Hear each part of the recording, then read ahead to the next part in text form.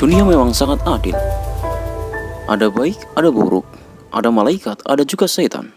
Tapi bagaimana juga semestinya setan tak pernah menyebutkan sebuah kebaikan.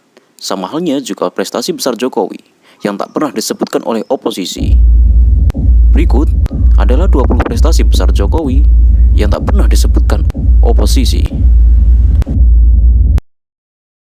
Pertama, cadangan devisa negara meningkat. Akan kita bahas dan kita ulas lebih dalam lagi tentang Indonesia yang tidak hanya kaya sumber daya alam tapi juga kaya akan cadangan devisa. Seperti apa kondisi cadangan devisa saat ini, di mana Indonesia di sini juga dikatakan kaya akan cadangan devisa dan apabila dibandingkan dengan beberapa negara di Asia Tenggara, Indonesia juga mampu mengungguli beberapa negara di Asia Tenggara. Mari kita lihat datanya dengan lebih detail. Kedua, pembangunan 49 bendungan, 13 diantaranya adalah bendungan besar.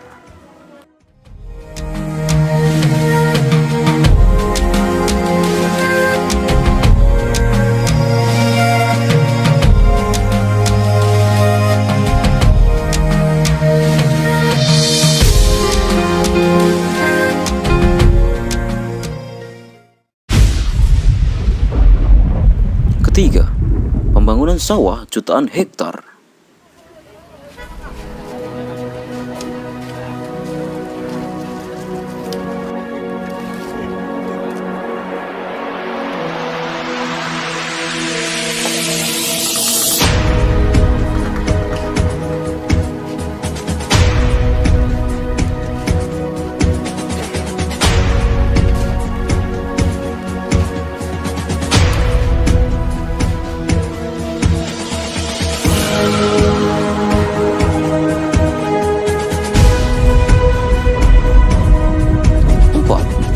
Pembangunan tol Trans Sumatera.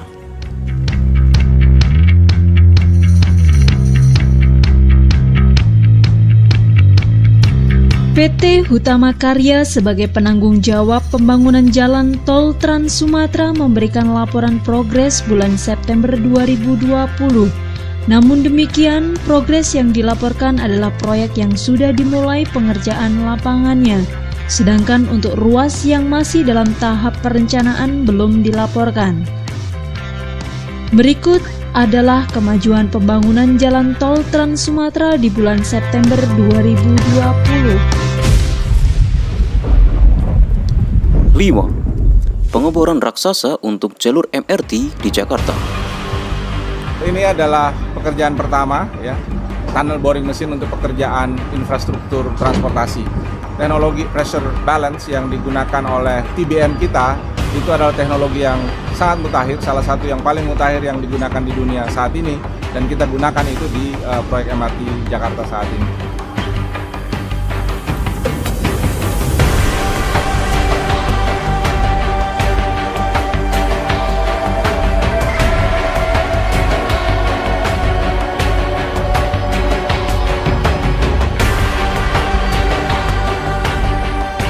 Tantangan terbesar adalah keberanian melakukan terobosan.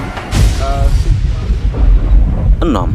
Pembangunan pelabuhan Kuala Tanjung, Sumatera Utara. Inilah kondisi pelabuhan Kuala Tanjung jika dilihat dari udara. Trestel sepanjang 2,7 km, yang sebelumnya masih terputus-putus saat ini sudah tersambung dan telah dapat dilalui. Pembangunan areal dermaga sepanjang 600 meter juga sudah memasuki tahap akhir. Sejumlah pekerja terus menyempurnakan pembangunan dermaga sebelum dapat disandari oleh kapal-kapal berukuran besar. 7. Pembangunan kilang minyak di Bontang, Kalimantan Timur. Dilansir cnnindonesia.com, Direktur Mega Proyek Pengenalan dan Petrokimia Pertamina, Rahmat Hardadi, mengatakan proyek kilang juga. Pertamina pun sedang mencari mitra Gergo. Perusahaan Arab Saudi, Saudi Aramco, diberi kesempatan dalam tender proyek yang bernilai 8 miliar dolar Amerika dan berkapasitas 300 barel. Sebelumnya Saudi Aramco sudah menjadi partner strategis Pertamina dalam proyek investigasi kilang lainnya.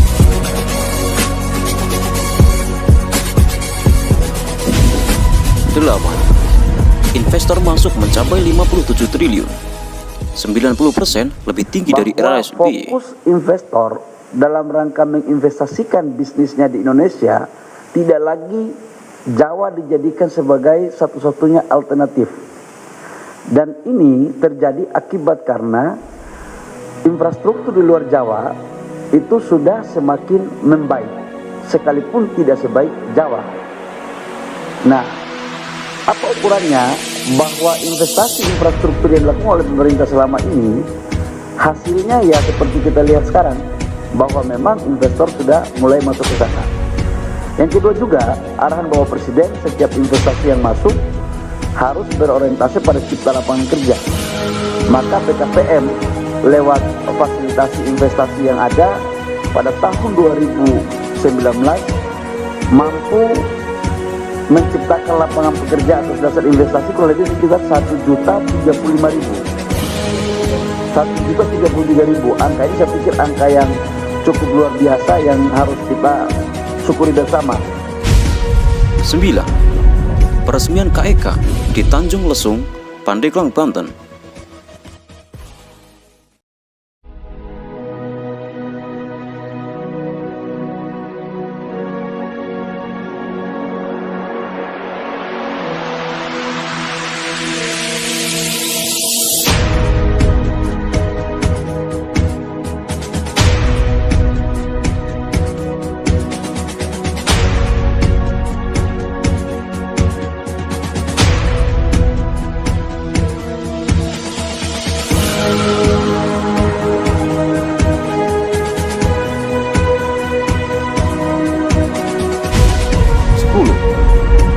Pembangunan tol Serang Pandeglang di Tanjung Lesung.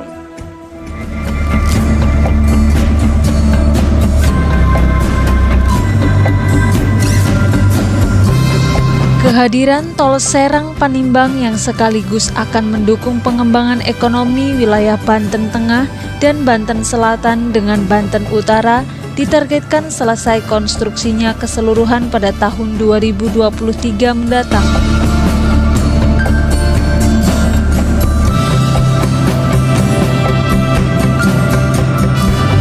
Diharapkan setelah seksi 1 ini sudah dapat dilakukan uji laik fungsi, nantinya dapat dimanfaatkan untuk mendukung arus mudik Lebaran 2021.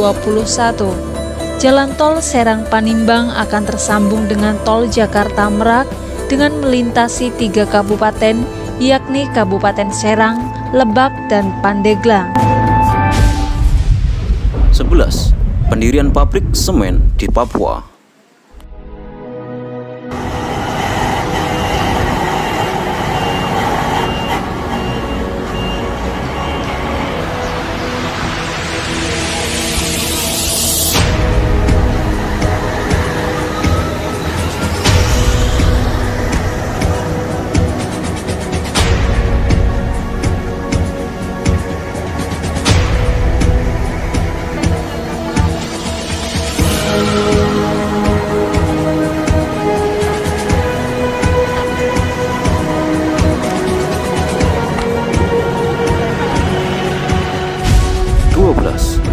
Pembangunan pelabuhan dalam di Sorong, Papua Barat.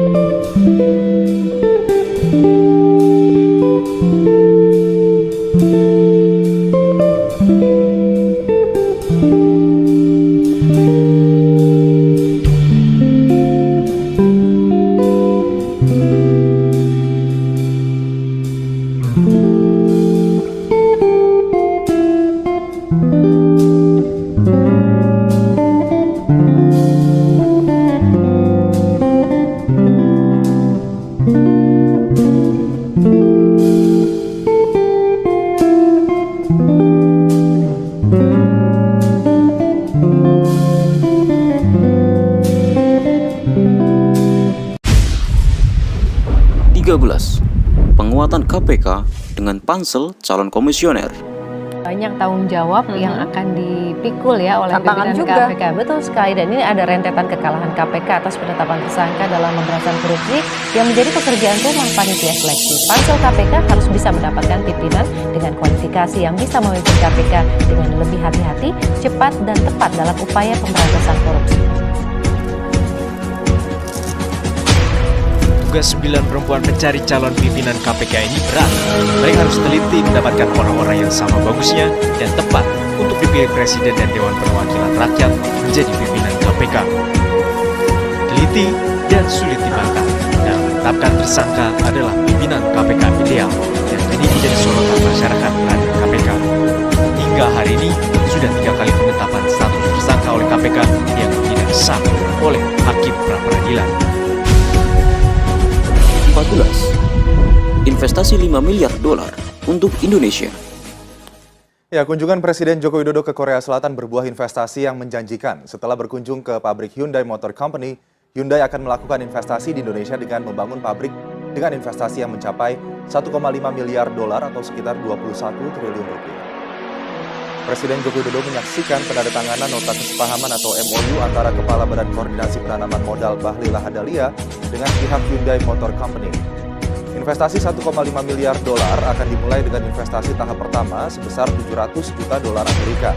Melalui situs resmi Sekretaris Kabinet, Bahlil mengatakan semua perizinan dari pihak Hyundai sudah selesai dan akan segera direalisasikan pada Januari 2020.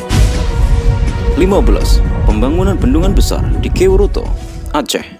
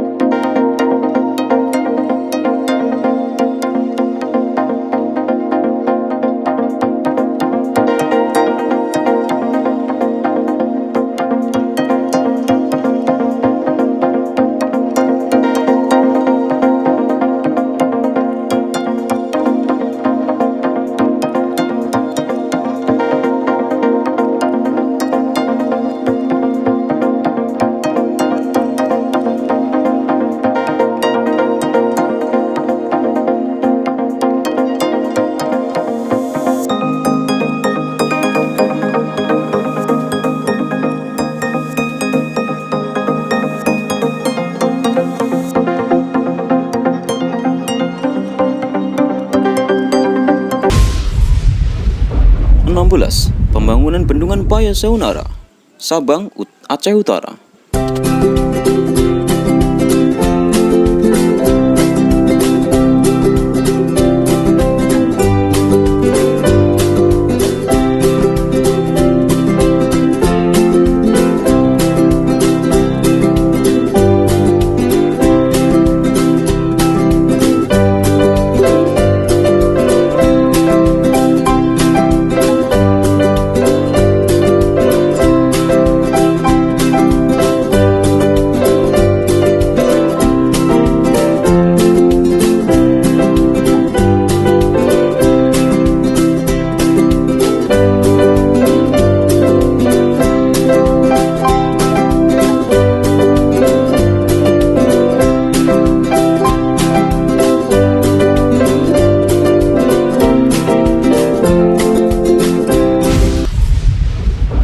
17. Pembangunan jalur kereta api Bandara Halim, Bandara Suta, Cengkareng.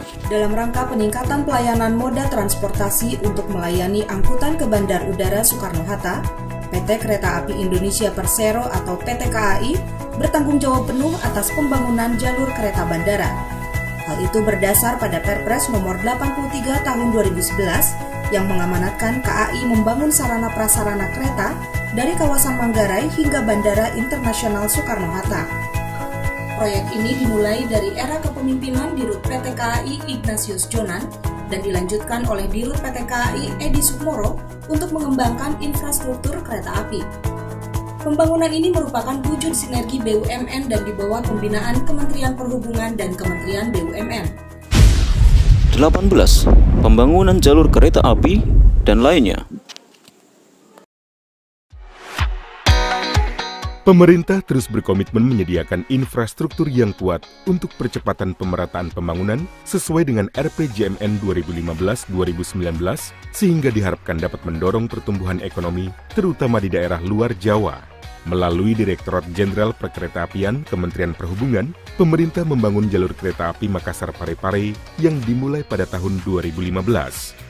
Proyek ini masuk dalam salah satu proyek strategis nasional dan proyek infrastruktur prioritas yang saat ini gencar dilakukan pemerintah. Tahap awal pembangunannya ditargetkan selesai pada tahun 2020, yaitu sepanjang 110 km dari total 142 km. Tujuan proyek kereta api Makassar-Parepare ini diantaranya adalah mempercepat pembangunan melalui peningkatan arus lalu lintas barang dan penumpang, membangun konektivitas nasional, dan meningkatnya jumlah barang yang dapat diangkut oleh kereta api menjadi 1,5 juta ton sesuai RPJMN. 19. Neraca surplus rekor baru dalam 4 tahun terakhir pada tahun 2019. Dian, neraca dagang Indonesia kembali surplus.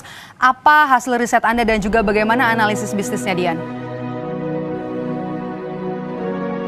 Ya, baik. Memang ini menjadi kabar menggembirakan, Maidop dan juga saudara, karena neraca perdagangan kita pada bulan Juni 2020 ini kembali mencatatkan surplus sebanyak 1,27 miliar dolar Amerika Serikat. Setelah pada bulan sebelumnya, Mei 2020, kita juga ingat bahwa neraca perdagangan kita ini juga angkanya mencatatkan surplus sebanyak 2,02 miliar dolar Amerika Serikat. Sehingga kalau dikalkulasi, Maidop dan juga saudara, angka neraca perdagangan kita pada awal tahun Januari 2020 hingga bulan Juni 2020 ini, neraca perdagangan kita berhasil mencatatkan surplus sebanyak 5,50 miliar dolar Amerika Serikat. Nah, kalau melihat angka ini tentu ada perbaikan dari neraca perdagangan kita, karena kalau dibandingkan dengan periode yang sama pada tahun sebelumnya, yakni tahun 2019, neraca perdagangan kita justru defisit 1,87 miliar dolar Amerika Serikat. Terakhir, Indonesia berhasil keluar dari Fragile Five dalam waktu 5 bulan. Indonesia akhirnya keluar dari kategori Fragile Five atau 5 negara yang mata uangnya rawan terkena imbas kebijakan moneter Bank Sentral Amerika. Keputusan itu dibuat Morgan Stanley karena pemerintahan Jokowi dinilai berhasil mereformasi ekonomi dan menekan defisit transaksi berjalan selama 5 bulan masa pemerintahan.